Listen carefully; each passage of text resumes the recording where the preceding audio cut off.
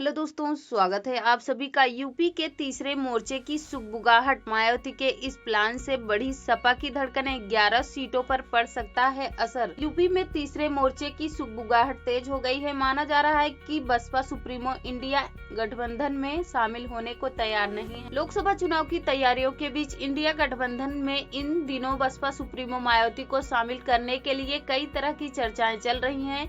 Congress Baspa supremo से बात कर रही है, लेकिन इस बीच प्रदेश में तीसरे मोर्चे को सुगबुगाहट तेज हो गई है। माना जा रहा है कि मायावती इंडिया गठबंधन में शामिल होने को तैयार नहीं, वो तीसरे मोर्चे की तैयारी कर रही हैं। बीजेपी को हराने के लिए यूपी में इंडिया गठबंधन खुद को मजबूत बनाने में जुटा है। अगर बसपा सुप्रीमो इस गठबंधन में शामिल होती है तो यूपी में गठबंधन को फायदा हो सकता है। इसलिए इन दिनों अखिलेश यादव के सुर भी बसपा को लेकर नरम दिखाई दे रहे हैं, लेकिन मायावती इंडिया गठबंधन को झटका दे सकती हैं। खबरों के मुताबिक बसपा सुप्रीमो इन दिनों असदुद्दीन अवैसी की AIMIM पार्टी के साथ संपर्क में है और तीसरे मोर्चे पर काम कर रही हैं। तीसरे मोर्चे की तैयारी में बसपा मायावती अगर अलग से मैदान में उतरती हैं तो इससे इंडिया गठबंधन के लिए मुसीबत बढ़ सकती है। बसपा और AIMIM का गठबंधन होता है तो ये तीसरा मोर्चा पश्चिमी और पूर्व यूपी की कई सीटों पर इंडिया गठबंधन का खेल बिगाड़ सकता है। यूपी में करीब 11 ऐसी सीटें हैं जहां पर दलित और मुस्लिम वोटर अगर एक साथ आते हैं तो निर्णायक भूमिका में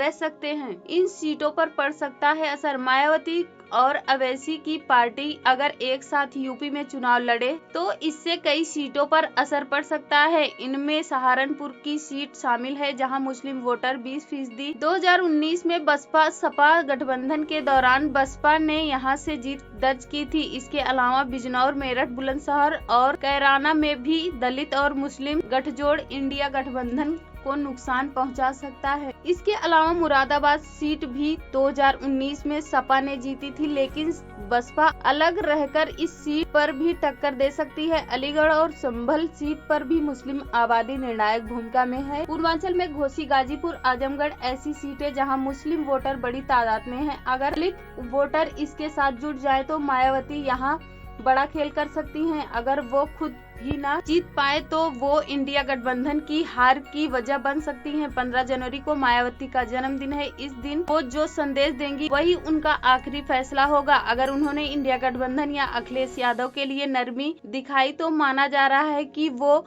2024 में करारा जवाब देने के लिए उतरने वाली हैं। तो दोस्तों, अगर आपको हमारा ये वीडियो पसंद आए तो प्लीज वीडियो को लाइक, शेयर और चैनल को सब्सक्राइब करके नोटिफिकेशन बिल को ऑल पर सेट कर लें, जिससे मेरे चैनल पर आने वाली लेटेस्ट वीडियो